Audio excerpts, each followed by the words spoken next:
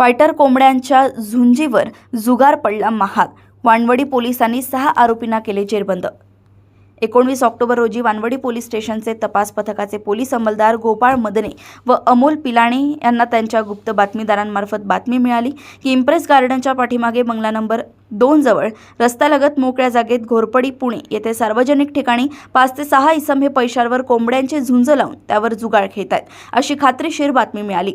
नमूद ठिकाणी एकूण 6 कोंबड्यांची पैशावर झुंज लावून त्यावर पैशाची बाजी मारून हारजीतचा खेळ खेळत असताना मिळून आलेले सापळा रचून अचानकपणे छापा टाकून पैशांवर कोंबड्यांचे झुंज लावणारे 6 इसमांना जागीच पकडले।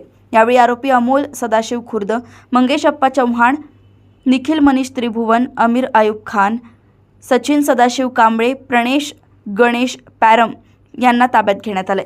सदरवेळी त्यांच्याकडून सदरचे 6 रंगीबेरंगी कोंबडे व त्यांनी ने-आण करण्यासाठी आरोपितांनी वापरलेल्या तंगूसच्या 6 पिशव्या, 3 मोटरसायकल, 5 मोबाईल हँडसेट, 2580 रुपये रोख रक्कम इत्यादी एकूण 5,11,880 रुपये किमतीचा मुद्देमाल हस्तगत करण्यात आलाय।